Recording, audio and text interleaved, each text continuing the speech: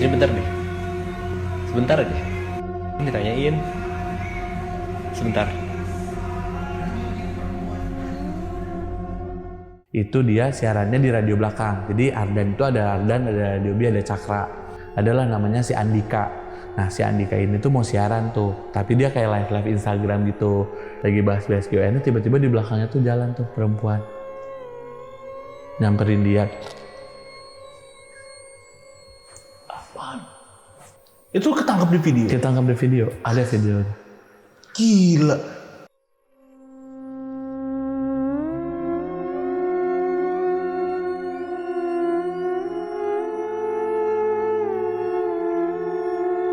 Jadi pas waktu dia pindahin Ardan dari belakang ke depan itu kan harus narik kabel tuh dari belakang. Pas dia malam-malam narik kabel, dia tarik lagi, ada yang narik lagi, dia tarik lagi, ada yang narik lagi. Sampai tarik-tarikan, apa sih ini ganggu gitu. Nah nggak lama pas Mas Anggi lagi gulung kabel, ada yang lewat ke pinggirnya Mas Anggi, tapi berhenti. Lewat terus dia berhenti. Jadi lagi nenteng kepala gitu, terus kepalanya bilang, "Punten."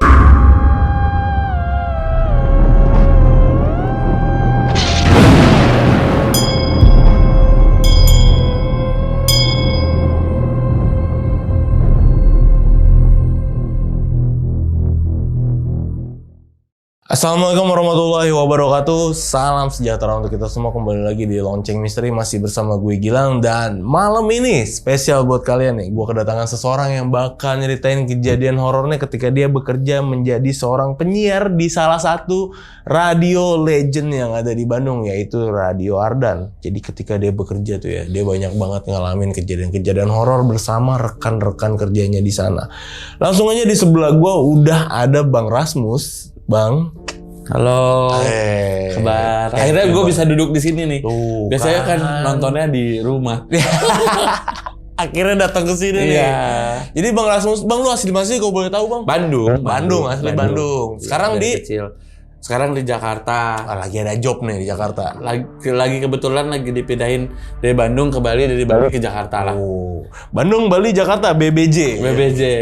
Oke, ini menarik nih Bang. Kalau ngomongin cerita horor di Ardan ya, tempat lu kerja nih. Lu udah kerja berapa lama di sana? Total kerja sih 18 ya, 18 tahun. 18 tahun di Radio Ardan. Ardan itu udah tua banget ya, legend banget. Legend itu banget. Pertama kali berdiri tahun berapa sih?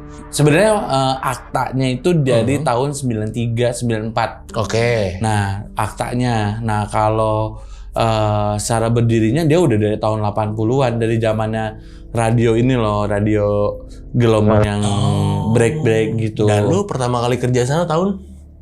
2000, kalau nggak salah sih sekitar 2003 mulai siaran sekolah, itu 2006 mulai siaran beneran. 2003 mulai siaran sekolah gitu. Siaran sekolah 2006 baru aktifnya nih.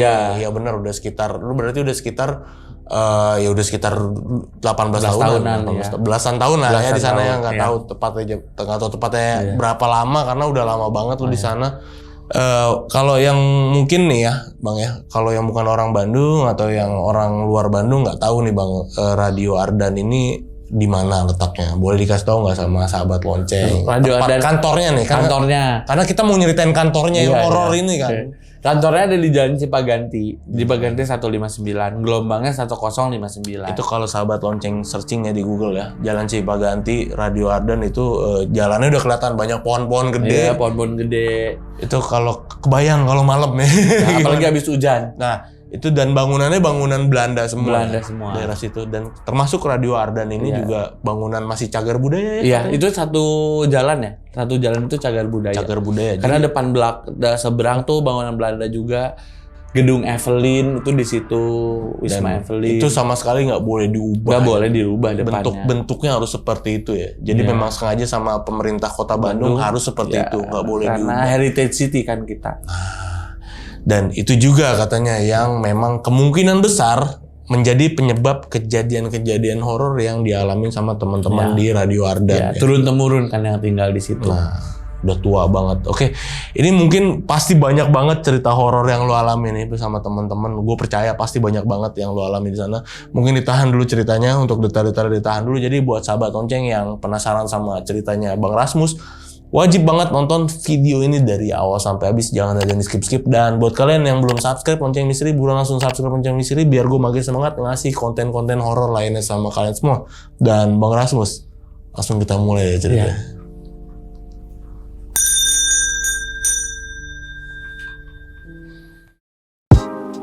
Hai guys, gue tuh lagi pengen beli barang impian gue nih, tapi pendapatan gue udah gue alokasikan buat kebutuhan sehari-hari dan produksi video. Untungnya gue masih punya pendapatan tambahan karena gue berinvestasi di Okta. Gue saranin kalian coba Okta karena proses deposit dan penarikan cepat dengan berbagai pilihan pembayaran. Ada akun demo buat kalian berlatih dulu, lengkap dengan semua materi buat dipelajari. Punya penghargaan internasional, salah satunya Award Sekuritas Dana Klien Terbaik Indonesia oleh World Business Star Magazine. Buat kalian yang masih bingung, gue jelasin secara singkat nih. Yang paling penting, kalian wajib pelajari materi yang udah disediakan oleh Okta. Next step, coba dulu di akun demo. Nih, gue juga sempat cobain ilmu yang gue dapet di akun demo kayak gini. Setelah yakin, kalian baru disarankan buka akun real. Coba deposit dengan nilai kecil dulu. Oh ya, kalian harus menguasai dulu materi dan analisisnya ya, karena tetap punya risiko. Tapi kalian bisa banget punya pendapatan tambahan dari profit pintar kalau kalian pintar menganalisa. Jadinya bisa lebih cepat beli barang impian kalian. Mereka juga punya status program, semacam program berhadiah sesuai dengan level kalian. Cek minimal depositnya buat join ya, karena hadiahnya emas asli guys. Yuk join Okta biar punya pendapatan tambahan dan jangan lupa cek status programnya buat dapetin hadiah emas asli.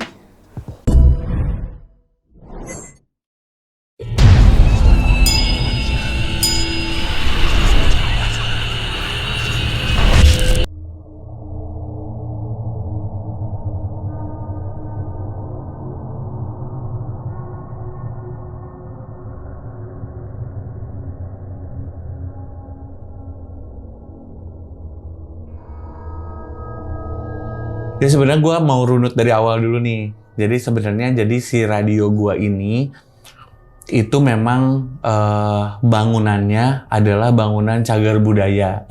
Jadi itu adalah bangunan heritage yang nggak boleh diapa-apain, nggak boleh dirubah apapun. Jadi kalau depannya itu udah pasti nggak boleh dirubah bentuknya. Dan di situ tuh di dekat di pintu masuknya tuh udah ada kayak plat besi gitu kalau bangunan ini adalah cagar budaya yang dilindungi oleh bla bla bla bla bla gitu. Nah, terus abis gitu si owner gua yang punya rumah ini dulu dia belinya dari dokter. Kalau nggak salah tuh namanya Dr. Parker. Dr. Parker itu dulu tuh punya rumah itu, terus habis gitu dia yang bangun Isola UPI. Isola UPI. Jadi bangunan Belanda villa gitu. Nah, itu punya dokter. Nah, nggak tahu tahun berapa lah dibelinya sama dia, tapi dia itu karena itu cagar budaya mungkin sebagai owner kayak bangga juga nih punya, karena owner gue suka yang klasik-klasik. Jadi dia tetap menetapkan si bagian-bagian dalamnya tuh sama semuanya. Cuman mungkin kayak alih fungsi aja. Jadi kamar jadi studio siaran. Terus kamar yang satu jadi ruang musik director, ruangan yang satu jadi ruangan program manager, terus atau ruang tamunya di set kayak kantor, gitu doang. Jadi mereka cuma owner gue tuh cuma nambahin furniturnya aja. Dan bangunannya tetap asli bangunan Belanda itu. Nah, itulah yang menyebabkan mungkin ya, gue nggak tahu si penghuni-penghuninya tetap di situ. Karena kan itu turun-temurun, kisah-kisah. Jadi dulu itu punya warga keturunan yang dibeli sama orang Belanda. Jadi warga keturunan dulu punya rumah itu, terus dibeli sama warga Belanda. Kebayang dong dari keturunan sampai warga Belanda sampai mungkin nggak tahu pernah didudukin Jepang atau enggak. Cuman ya aura sejarahnya tuh ada. Kalau aura sejarahnya udah ada tuh berarti kan dulu sempat beberapa generasi yang tinggal di situ, hidup di situ, meninggal di situ. Terus mereka melakukan aktivitas di situ. Bahkan mungkin kadang kan ada yang bilang kalau orang meninggal itu dia bisa kejebak di alamnya, itu bisa melakukan kegiatan yang mengulang-ulang setiap harinya sebelum dia meninggal. Ya mungkin disitulah terjadi kisah-kisah serem sampai akhirnya ditempatin sekarang. Kayak gitu sih ceritanya. Nah, jadi ceritanya aku itu siaran mulai dari SMP kelas 2. Kelas 2 itu ada siaran anak sekolah. Nah, dari zamannya siaran sekolah itu nggak pernah tuh, karena siarannya itu siang, jam 1 siang sampai jam 2. Nah, akhirnya dulu sempat vakum 1 tahun, kelas 3 SMA itu karena kuliah, karena mau masuk kuliah. Nah, setelah masuk kuliah, aku coba masuk lagi ke radio itu.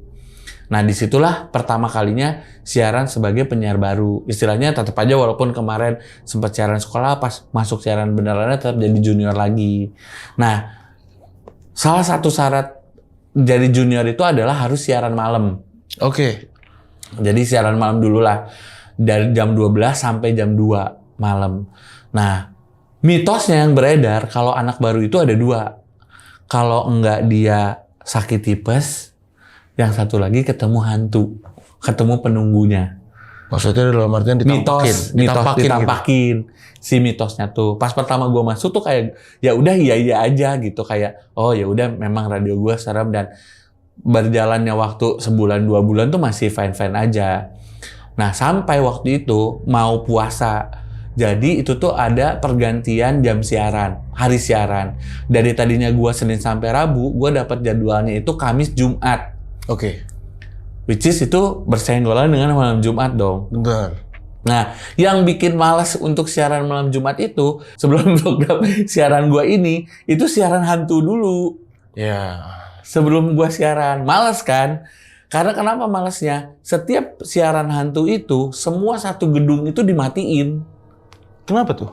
Biar dapat, kata produsernya, ambient siaran hantunya. Oh begitu? Iya, semuanya dimatiin. Semuanya, jadi cuman ada ruang siaran tapi remang-remang. Jadi nyalanya tuh cuman dari layar komputer, terus dari tombol-tombol yang warna-warni itu. Nah, itulah di situ.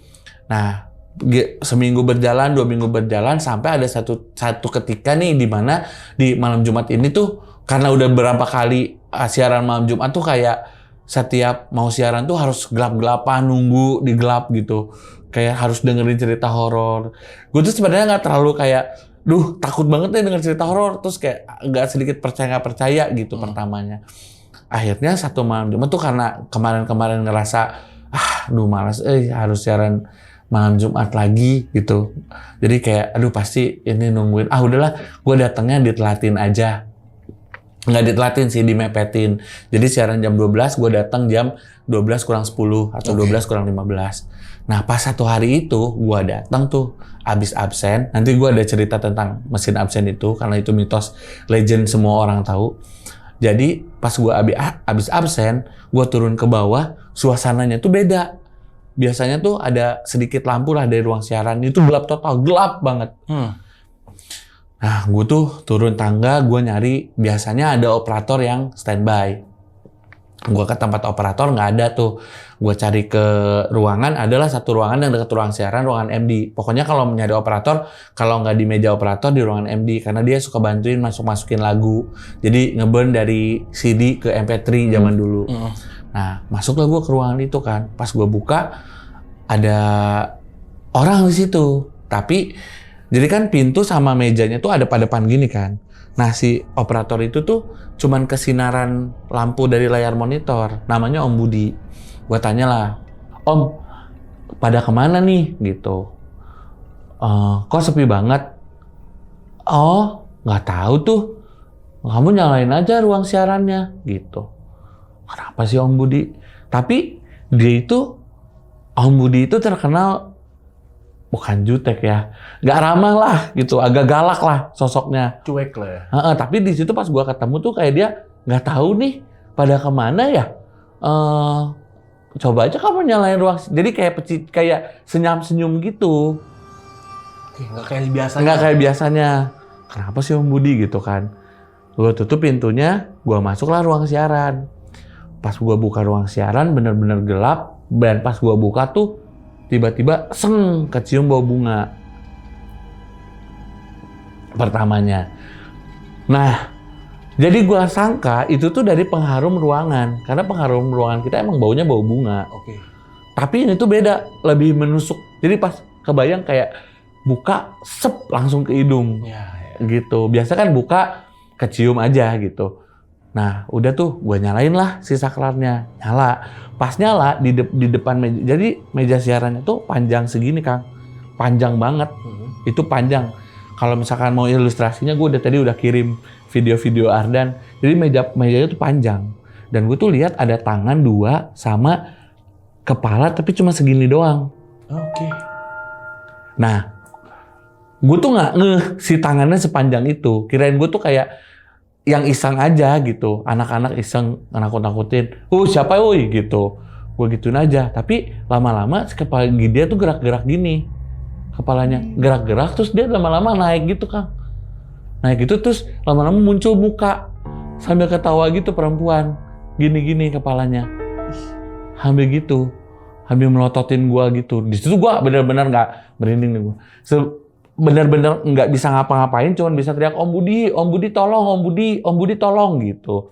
Tapi mungkin karena gua kaget dan gua terpaku sama si sosok itu yang gini-gini terus, jadi suara gua tuh kayak kecil gitu. Sampai gua mundur, sampai gua bisa gitu, Allahu Akbar. Lari lah gua ke pinggir. Lari gua lewat pinggir, lewat koridor pinggir, gue lari ke satpam depan. Pas di satpam tuh nggak ada siapa-siapa. Pas gue cari nama satpamnya tuh Pak Usep gitu gue bilang tuh. Pak Usep, gue cari-cari dia nggak ada. Tiba-tiba dia muncullah dari seberang jalan, dari warung seberang jalan bawa makanan, bawa kopi sambil nyanyi-nyanyi. Gue bilang, Pak Usep ada hantu gitu. Terus, si Neng, gitu-gitu. Karena dia tuh udah terbiasa si satpam ini dengan sosok itu. Si Neng, hahaha, gak apa-apa gitu. Tapi gue panik kan. Gue chat lah produser gue yang bakal siaran nanti malam. Gue bilang, bro, lu di mana? Cepetan kesini. Gue ini horor nih bro, gue ngeliat setan gini-gini. On the way bang, kesana tungguin aja gitu. Nah gak lama dari situ gue lagi panik tuh duduk. Terus, si Neng mah udah biasa. Si Pak Usir tuh malah ngomong-ngomong gitu. Si Neng udah biasa, itu mah si Neng gitu. Nah terus udah gitu, datanglah mobil Ardan. Turunlah anak-anak tuh habis penelusuran. Pokoknya ada Dimas lah anak-anak. Terus gue bilang kayak, gue lihat hantu gitu. Gue langsung gitu kan. Di mana? Di dalam gue siaran gini. Tiba-tiba dari belakang mobil, itu Om Budi turun. Om Budi turun dari mobil, dari kursi belakang. Dia turun dari mobil. Tadi kan ketemu di ruang MD kan. Terus gue langsung nunjuk. Om Budi tadi kan ada di situ, gue bilang. Terus Om Budi, enggak. Gue mah ikut dari awal, dari jam 10. Di sini nggak ada siapa-siapa. Gue takut, jadi gue ikut penelusuran. Lah, yang tadi gue temuin siapa di ruangan MD kan. Nah itu pertama kalinya gue benar-benar terus habis itu kayak wah takutnya hantu udah anak-anak percaya juga. Jadi anak-anak kayak ya udah kita datanglah ke ruangan barengan nyalain lampu, kita mulai dari depan nyalain. Udah gitu udah dulu minum tenang dulu ngobrol. Akhirnya gue ceritain lah gue kejadian gini terus gue ketemu Om Budi di ruangan MD gini. Udah sah lo jadi penyiar lo udah sah gitu. Kayak gitu udah sah lo jadi penyiar udah jadi penyiar Ardan nih sekarang udah sah kayak gitulah ceritanya. Itu kejadian pertama kali. Ternyata lagi pada pergi semua. Lagi penelusuran itu kan kita juga ada tuh ke tempat-tempat serem gitu. Nah itu pertama kalinya ketemulah istilahnya. Nah tapi sebenarnya itu sosok yang ada di belakang. Jadi kan Ardan itu 2 bangunan gitu loh dari depan sama belakangnya nyatu. Nah itu katanya sosok yang dari belakang. Jadi di belakang itu ada pohon cengkeh lah gitu. Pohon cengkeh yang lumayan lah gitu. Gede terus dia udah lama di situ dan dia tuh nggak ditebang karena nggak mau nebang si ownernya. Udah di situ. Nah itu katanya sosok dari situ karena kalau di depan itu yang legendaris itu si hantu merah. Yang terkenal di mana-mana, si jubah merah. Sebenarnya bukan jubah, jadi dia tuh pakai baju Chiang-i, kayak baju-baju Mandarin gitu, tapi si buntutnya itu panjang buntut bajunya. Jadi kalau sekilas itu dia jalan kayak dia pakai jubah. Dan itu tuh kenapa kita sudah terbiasa dengan si baju merah ini, karena dia tuh nggak pernah nampakin dalam wujud yang serem. Dia selalu nampakin dalam wujud yang super cantik.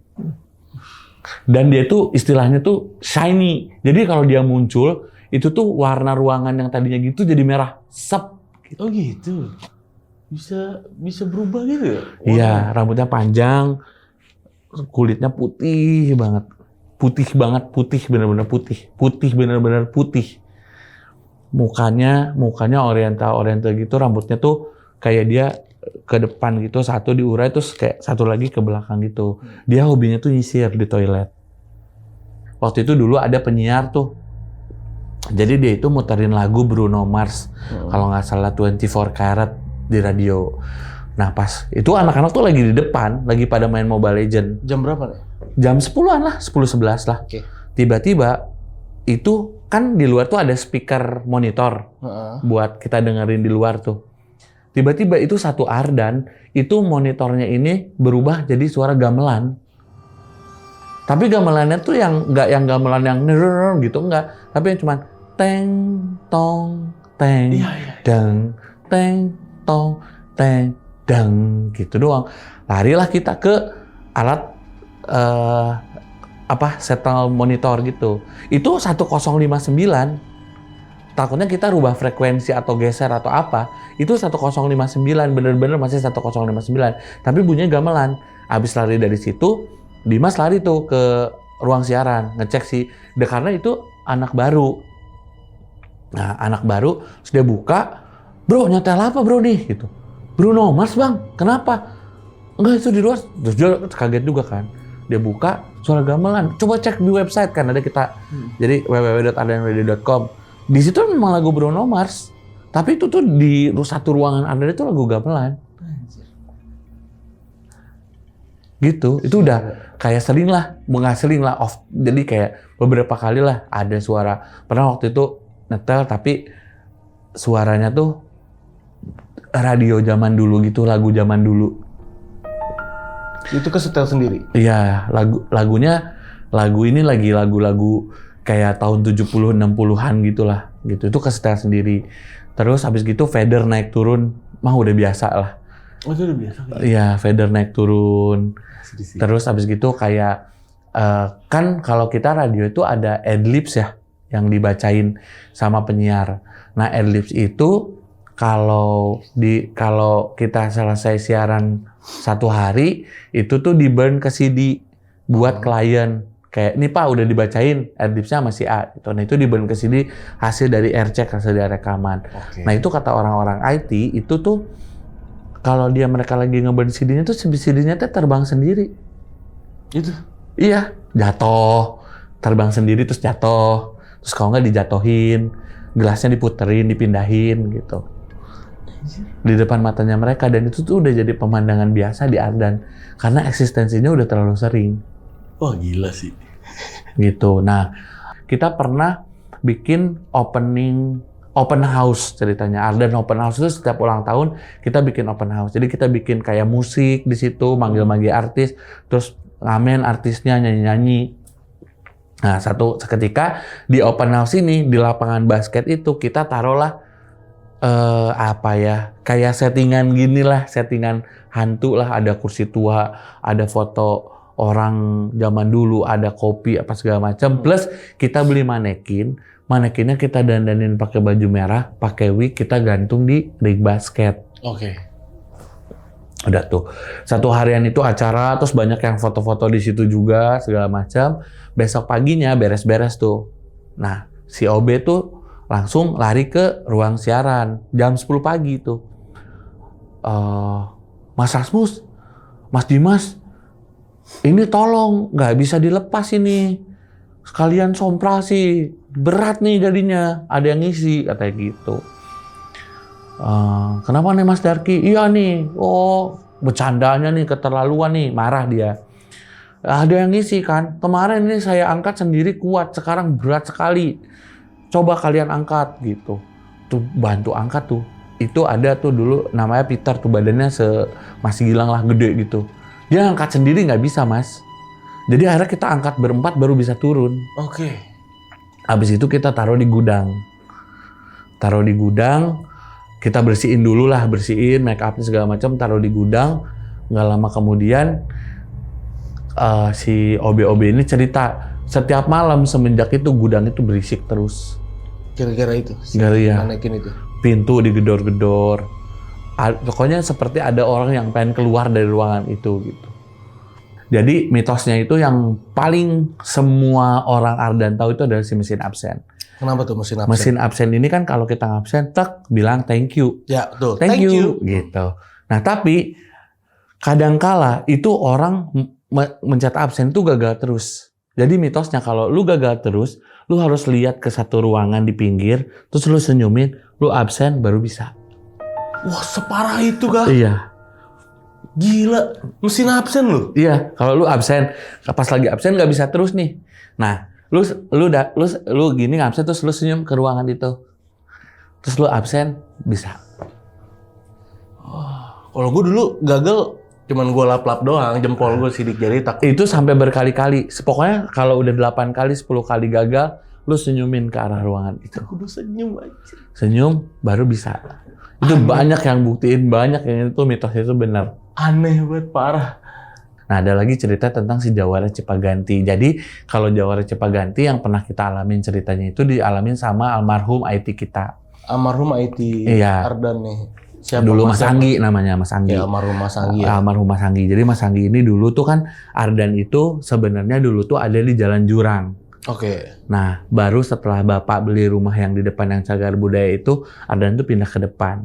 Jadi pas waktu dia pindahin Ardan dari belakang ke depan itu kan harus narik kabel tuh dari belakang. Dia narik kabel, pas dia malam-malam narik kabel, tiba-tiba dari arah belakang itu ada yang narik lagi. Dia tarik lagi, ada yang narik lagi. Dia tarik lagi, ada yang narik lagi. Sampai tarik-tarikan, sampai dia ngegituin, tak gitu kabelnya karena dia kesel, gitu.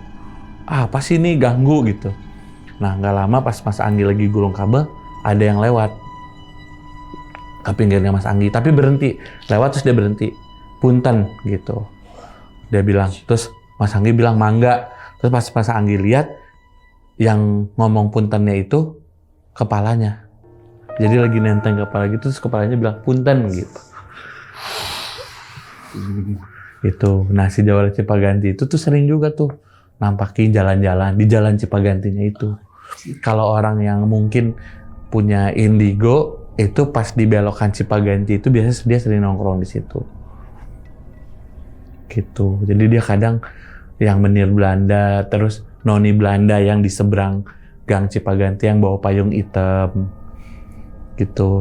Di situ banyak banget. Nah, terus tentang ada satu video dari temen gua, itu dia siarannya di radio belakang. Jadi Ardan itu ada Ardan, ada Radio B, ada Cakra. Okay. Nah, si Radio B ini tuh radio dewasa muda lah. Adalah namanya si Andika. Nah, si Andika ini tuh mau siaran tuh, tapi dia kayak live Instagram gitu. Kayak dulu tuh musim kayak jawab pertanyaan gitu loh yang di Instagram. Kayak Q&A. Q&A gitu. Dia tuh lagi bahas Q&A. Ada nih videonya di gua. Lagi bahas Q&A, tiba-tiba di belakangnya tuh jalan tuh perempuan. Nyamperin dia. Apaan? Jalan aja perempuan. Pakai baju putih gitu nyamperin dia. Itu ketangkap di video? Ketangkap di video. Ada videonya. Gila. Seriusan? Sampai komennya, bang pacarnya nyamperin. Wah, padahal itu bukan orang. Bukan orang. Sini bentar deh. Sebentar aja. Ini ditanyain. Sebentar.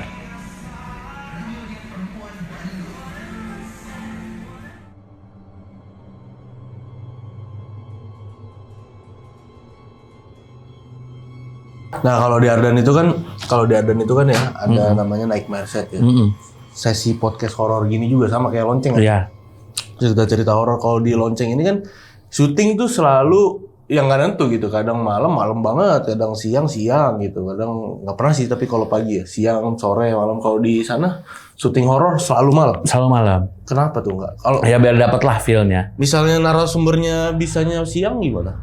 Harus ketemu malam gitu jadwal. Ya sebenarnya kalau siang juga nggak apa-apa sih. Cuman kayak apa ya? Kayak udah ngeset selalu malam sih kebiasaannya gitu. Sudah tradisi. Udah tradisi.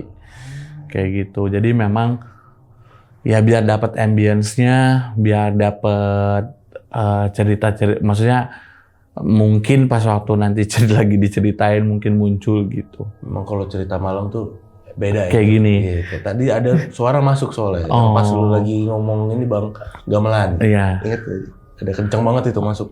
Apa suara gimana? Ingat suara. Ya, gua sampai gini.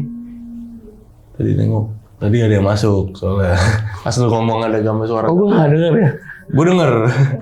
Dia juga denger. Oh, makanya dia kayak ngasih kode gitu. Gitu. Kirain gue mic Kayaknya gua apa masuk gimana? sih, harusnya masuk sih. Soalnya kencang banget itu. Oke, lanjut yuk. Nah, biasa sih. Kayak mungkin mereka terpanggil ya. Jadi gue itu jadi nyadur cerita, terus gue bikin buku ceritanya Nightmare Side 1, 2, 3. Terus Dimas itu bikin filmnya juga, Nightmare Side 1 dan Nightmare Side 2. Jadi ya selama perjalanan Nightmare Side itu hampir berapa ya berarti? 5-6 tahun lah di Nightmare Side itu. Banyak lah kayak akhirnya karena maksudnya kayak kita berkecimpung di dunia itu, kadang misalkan contoh kita itu selalu ada konektivitas. Kayak misalnya contoh nih, gue nggak pernah janjian nih sama Dimas, kayak kita mau menyadur cerita yang mana kita nggak pernah janjian. Jadi kayak masuk ke email kita pilih. Jadi kadang pas kita lagi nyadur, nih Mas udah, lu cerita tentang pocong juga, gue juga gitu. Jadi ada konektivitas gitu. Kayak gue ceritain tentang ini, dia sama juga ceritanya tentang itu. Sampai di akhir tahun itu ketika gue nulis, gue ngerasa capek. Gue bilang ke Dimas, Mas gue capek Mas. Karena di akhir tahun itu gue udah merasa seperti gue sudah bisa merasakan hal-hal yang negatif. Sugestinya jadi tambah parah. Begini, gue bukan orang IndiHome, gue nggak terlalu bisa melihat. Jadi karena waktu itu gue bisa merasakan karena Ustadz Jeffrey, saudaranya Dimas yang membukakan mata batin. Ada videonya juga di YouTube ketika gue dibukakan mata batin. Dan gue disuruh ngeliat dan gue nggak tahu itu ditutup atau enggak terakhirnya, dan sampai sekarang gue bisa merasakan hal-hal itu gitu dari dibuka mata batin itu. Sampai sekarang lu jadi seorang yang sensitif berarti ya? Sensitif enggak juga, tapi gue bisa kayak oh nih gue tahu nih di sini ada nih kayaknya gitu. Nah jadi sebelum pas akhir-akhir tahun itu gue sempat kecelakaan gara-gara pas gue lagi naik motor di Dago pulang malam. Dulu gue ada kedai kopi lah, jadi gue pulang malam dari Dago, terus gue ngeliat kayak ada ibu-ibu jalan di pinggir jalan, pakai baju biasa. Terus tiba-tiba ibu-ibu itu jalan, tapi jalannya nyerong terus cepet, teret ke tengah jalan gitu. Nah, gue tabrak ibu-ibunya, plak gitu, jatuh tuh motor, set. Motornya temen gue pinjam lagi, motornya masih baru. Set, hancur tuh kacanya, rak. Ibu-ibunya nggak ada. Gila. Jelas-jelas gue masih kerasa kayak itu, pak gitu. Dan gue ngerasa badan kena badan, cep gitu. Nabrak bener-bener. Nabrak, plak gitu. Sampai drak, 1:30 di Dago. Terus pernah satu ketika di daerah Babakan Siliwangi itu, gue yakin itu bukan manusia karena pakai bajunya pakai baju Belanda, dia bawa payung hitam. Jam 2:30 pagi, jalan sendirian. Nggak mungkin cosplay, atau pulang cosplay, atau apa. Itu 2:30 pagi jalan sendirian. Tapi dia tuh kalau orang jalan biasa, dia itu jalannya kayak gini. Oh. Zigzag ya? Kayak zigzag gitu, tapi kayak beraturan. gak beraturan gitu. Oke, itu kan kejadian-kejadian yang lu alamin random nih. Kalau lagi di jalan, kalau lagi di ini, semenjak dibuka mata batin itu. Iya. Kalau di tempat di Radio Ardane sendiri, pas lu lagi kerja, itu apa perbedaannya yang lu rasain waktu itu? Ya, besi merah makin sering kelihatan. Itu makin sering kelihatan. Makin sering kelihatan. Ada interaksi apa semenjak lu dibuka tuh? Maksudnya kan lu sempat dibuka tuh. Terus setelah dibuka, ada interaksi yang paling parah yang mana waktu itu? Yang lu rasain waktu itu, yang lu alamin? Gue tuh paling sebel sama sosok yang di belakang. Yang di belakang Ardan. Yang di belakang Ardan? Iya, karena kepalanya oglek. Oh. Jadi, tapi itu tuh kejadiannya bukan di Ardan. Gimana Mas? Tapi dia ngikutin ke mes. Oh dia ngikutin ke mes? Iya. Jadi gue lagi mandi. Lagi mandi. Adalah teman gue perempuan. Jadi pas gue lagi mandi, depan pintu kamar mandi dia manggil-manggil. Mus, mus gitu. Mus kayak orang yang ngetok gitu loh. Mus gitu. Bentar lagi mandi. Mus gitu. Tapi dia terus-terusan gitu. Mus gitu. Bentar lagi mandi gitu. Mus gitu terus dia. Wah, bukalah pintunya, depan pintu, Kang. Mus. Gila. Gimana bentuknya? Kepalanya onglek gitu. Pakai baju putih. Terus rambutnya acak-acakan gitu. Terus dia mus. Gua lempar pakai gayung itu. Bah, gua tutup pintunya, gua chat teman gua. Bro, ke kamar mandi bro sekarang. Terus temen gue di dalam kayak gak mau keluar, gue takut gue denger gitu. Dan gue gak mau lagi sih. Sampai akhirnya temen gue bilang kayak, lo harus pindah pulau. Itu semenjak lu dibuka itu? Iya. Batinnya? Iya. Gangguannya separah itu? Iya, separah itu. Lo harus pindah pulau sih, Mus. Biar ilmunya atau apanya hilang gitu. Memutuskanlah gue pindah ke Bali 2020. Pindah lo ke Bali? Pindah ke Bali. Gue tinggal di Bali. Di Bali nggak ada apa-apa. Seriusan? Bener-bener lively normal. Di Bali padahal bisnisnya gila-gilaan dong. Kalau bisa ngelihat mungkin bisa ngelihat apa-apa gitu. Enggak, normal. Bener-bener normal. Senormal itu. Sampai akhirnya gue balik lagi ke Jakarta. Akhirnya balik lagi ke sini ya. Nggak ke Bandung tapi balik. Nggak ke Bandung. Dan emang bener-bener kayaknya nggak kebendung saking penuhnya, saking nggak tahu mau cerita dari mana, dari yang maksudnya kayak kalau lu mengundang teman-teman gua siaran yang lain, pasti mereka kan menceritakan hal yang sama plus pengalaman mereka. Iya. Mereka pasti menceritakan hal yang sama yang kejadian bareng-bareng. Iya, dan itu semua kita alamin bareng. Nah, dan kejadian dia pribadi gitu misalnya kalau ada ya. Ada yang teriak melengking banget suaranya, sampai kaca getar, gitu. Malam-malam. Oh dulu pernah ada operator. Operator, OPP. Gimana? Baru 2 hari masuk. Oke. Tidurlah di kantor. Siapa namanya nih, inget gak? Nggak ingat gua. Karena dia cuma 2 hari. Pas dia lagi tidur, dibalikin kursinya. Brak! Kursi sofa panjang 2-3 kali ini, 1, 2, 3 dirempetin dari kosa panjang, dia tiduran di situ, ada yang ngebalikin, brak, larilah dia, keluarlah dia dari Ardan, nggak masuk lagi, langsung resign dong, langsung resign. Nah, anak-anak cerita, siangnya dia ngobrol, dia ngeluarin dari dompet kayak bulu bentuknya bulat. Katanya itu buntut kelinci pelet gitu.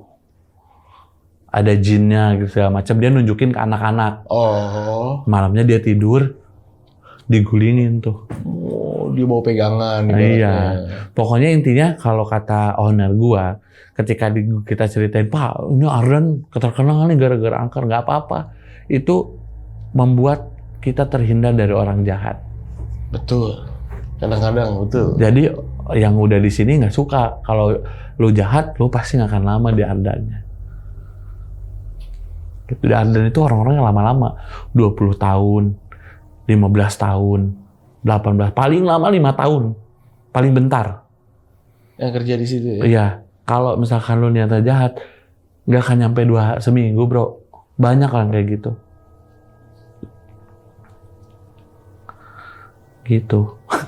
Ada maling dulu, mau maling komputer, masuk dari depan. Karena kan kita 24 jam bukan public space juga. Ada satpam. Cuman kan kalau kita pendengar mah, mau masuk, mah enggak. Mau dengerin siaran langsung, mah enggak. Banyak lah insan muda yang keluar masuk datang. Itu banyak ya? Kayak mau nonton, mau dengerin siaran, mau ketemu sama penyiarnya mah 24 jam. Mah enggak, silahkan gitu. Di CCTV kelihatan. Ngambil komputer, udah dibawa sama dia. Dapat tuh CPU, monitornya. Udah dibawa depan pintu Ardan, dia taruh, dia lari. Monitornya dia taruh, bener-bener dia taruh lagi, terus dia lari keluar. Dan ketika kita zoom lagi CCTV-nya, sebelah sini tuh ada cewek lagi ngerangkak gini, ngeliatin dia. Ini males banget. Maling, udah bodoh kamu ngambil monitor, ngambil tuh CPU-nya. Ngapain ngambil monitornya? Bukan. Terus abis gitu dia ketemu sama, bukan satpam yang negurnya. Iya, ketemu setan lagi lu. Udah apes, ngambilnya salah, monitor. Mau ngapain ngambil monitor, ngambil CPU-nya lah. Gimana sih? Tuh, maksudnya kayak, ya akhirnya ya banyak lah kejadian yang mungkin positifnya begitu. Cuman ketika itu menjadi sebuah angker, ya kita bukannya membanggakan keangkeran itu. Cuman di Ardan itu kondisinya memang begitu. Karena sebenarnya di Bandung banyak yang angker. Cuman karena kita radio dan kadang kita cerita kayak penelpon gaib banyak. Kayak kalau kita angkat dia cuma ketawa doang. Iya, kan jadi ini share story gue sendiri ya. Gue sebagai gue yang tahu Ardan dari emang bener-bener gue kecil gitu. Dari dulu bener-bener gue tahu Ardan tuh dari kecil. Dulu kan sempet yang ini kan, yang orang ngelepon kayak, Pak, saya ada gangguan di rumah saya begini. Terus ntar Ardan tuh ngasih tahu kayak, coba di belakang rumahnya dinyalain lampunya, terus coba di depan rumahnya ini dikasih ini. Itu memang ada yang bisa ya? Ada. Dulu namanya tuh Mas Dani. Oh, itu Mas Dani. Iya, jadi itu Nightmare Site generasi pertama. Iya, itu dulu itu gue denger langsung. Jadi ada namanya Tante Ika ya, di Tante gue sendiri, Tante Ika. Itu dia sering dengerin Ardan. Jadi kan dulu masih zaman radio tuh, pas gue masih kecil. Nah, gue sering sering nimbrung, dengerin apaan sih kan malam-malam banget. Iya. Gue setiap mau nimbrung dia, gue selalu diomelin, tapi gue selalu bandel gitu. Selalu denger.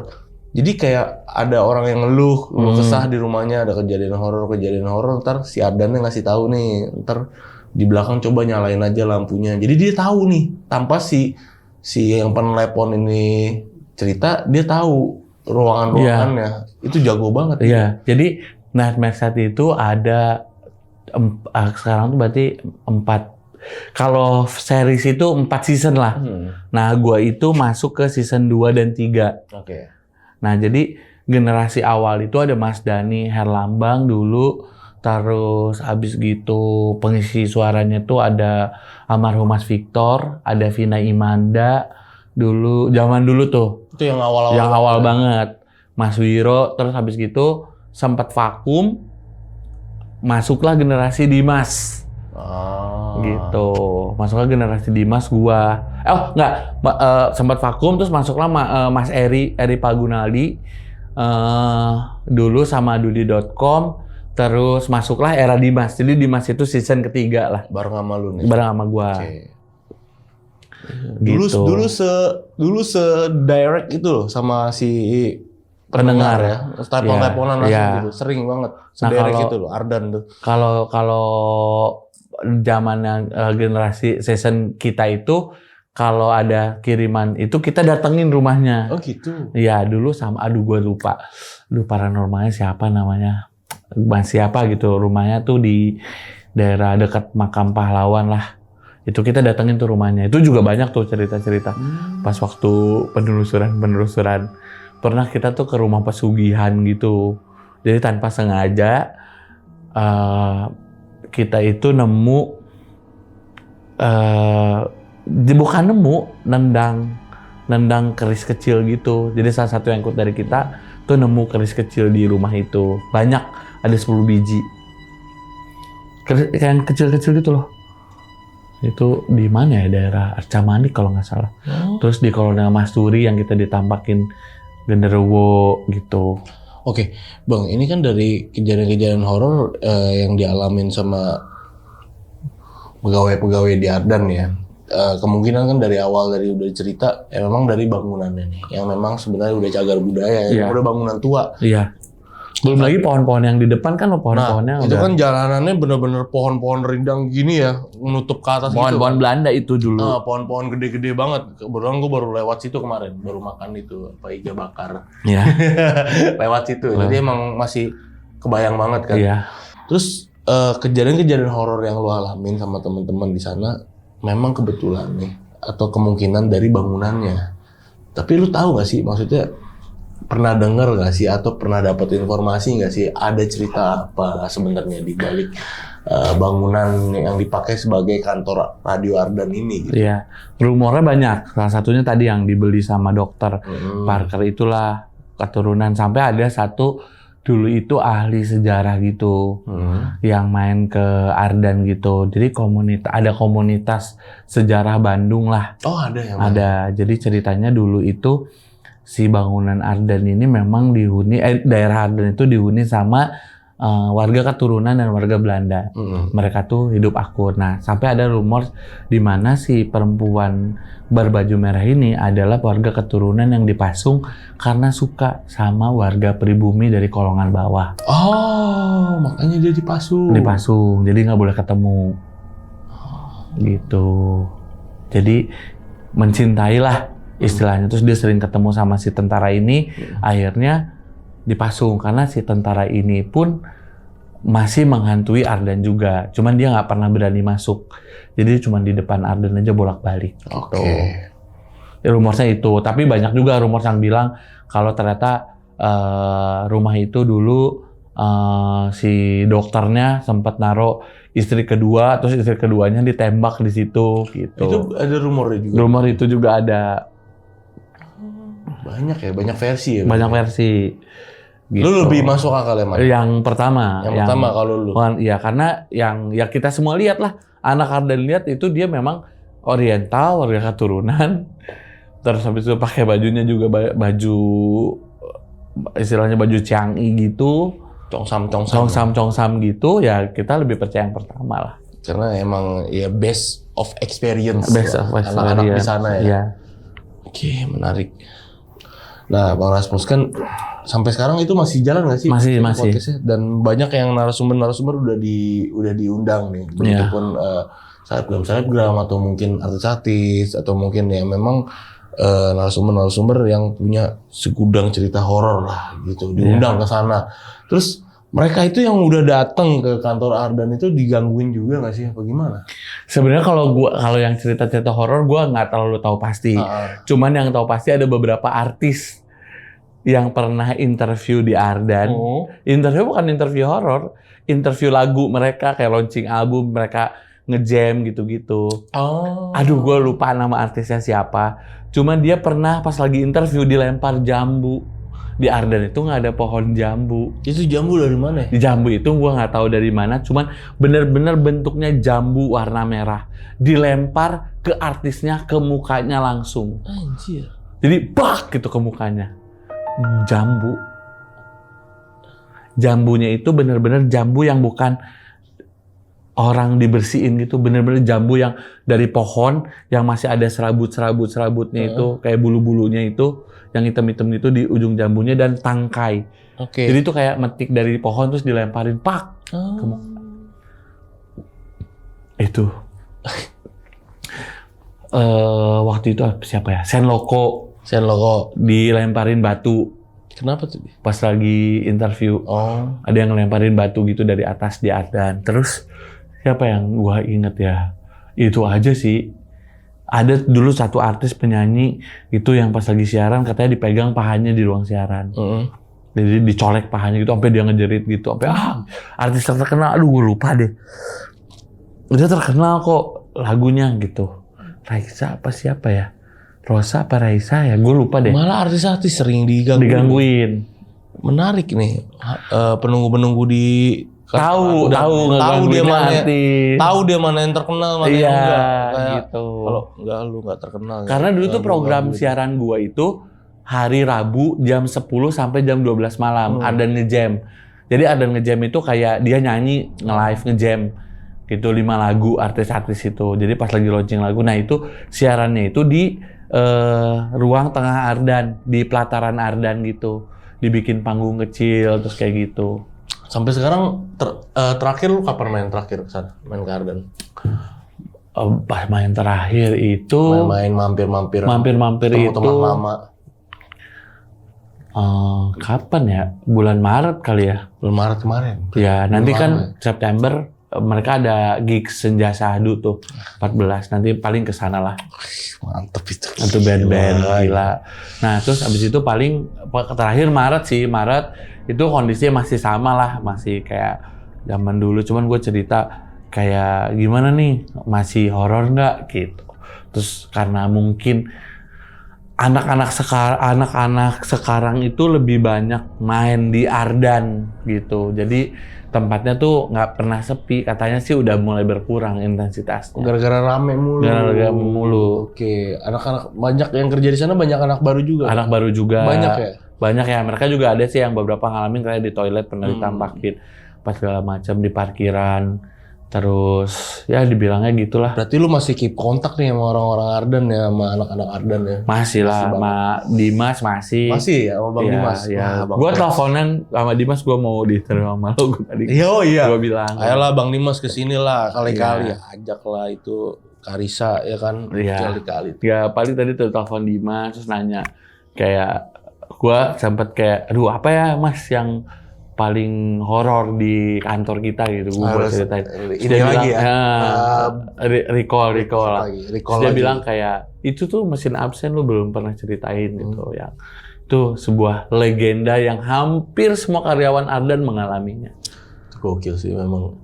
Cerita horor dari radio legend satu ini di Bandung ya, gokil banget. Dari tadi banyak banget cerita-ceritanya.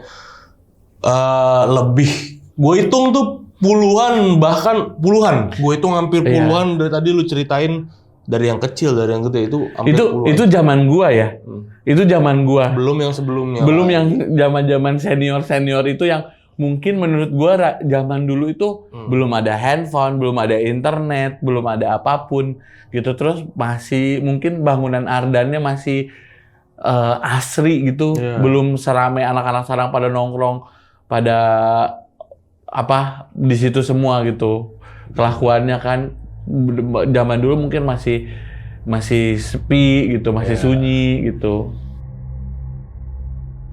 Oke sahabat Tonceng, itu tadi cerita dari Bang Rasmus ya tentang kejadian horor yang dialamin di Radio Ardan di Bandung selama dia bekerja menjadi penyiar. Jadi buat sahabat Tonceng yang udah nonton video ini dari awal sampai habis, gimana pendapat kalian? Tulis di kolom komentar. Jangan lupa kalian like video ini. Dan kalau kalian mau nanya-nanya nih langsung sama Bang Rasmusnya, langsung nih. Itu bisa ke Instagram lu ya, bisa ya? Di Musrasmus. Musrasmus itu Iya. nanti linknya gua taruh di deskripsi, diklik aja langsung. Itu mau sharing-sharing apa, mau nanya-nanya apa sama Bang Rasmusnya langsung itu boleh langsung Bang ya, nggak apa-apa ya. Ya. Nah tuh, dan mau ngucapin banyak terima kasih Bang, thank you banget ya udah ceritain cerita ini sama sahabat Tonceng. Oh, Thank you gue banget. mau kasih tahu nih kalau Kenapa misalkan lu mau ngelihat penampakan hantu Ardan kayak gimana, lu bisa download Nightmare Side the Game di Steam. Oh, Itu hantu yang tadi gue ceritain itu ada wujud visual. itu game. Ilustrasinya game. Itu Jadi gamenya adalah lu masuk ke Ardan Radio dan lu ketemu hantu-hantu yang tadi gue ceritain.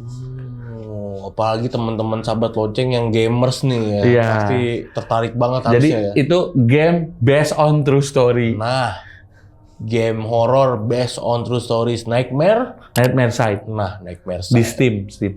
Di Steam ya itu. Keren banget pasti itu. Dan buat sahabat lonceng juga yang pengen cerita langsung datang ke Studio Lonceng Misteri sama seperti Bang Rasmus. Caranya gampang banget. Kalian bisa ke Instagram kita di @loncengmisteri, bisa di follow dulu Instagramnya, lalu klik link yang ada di bio Instagram kita itu. Oke, akhir kata gue Gilang izin pamit, Bang Rasmus juga izin pamit. Wassalamualaikum warahmatullahi wabarakatuh.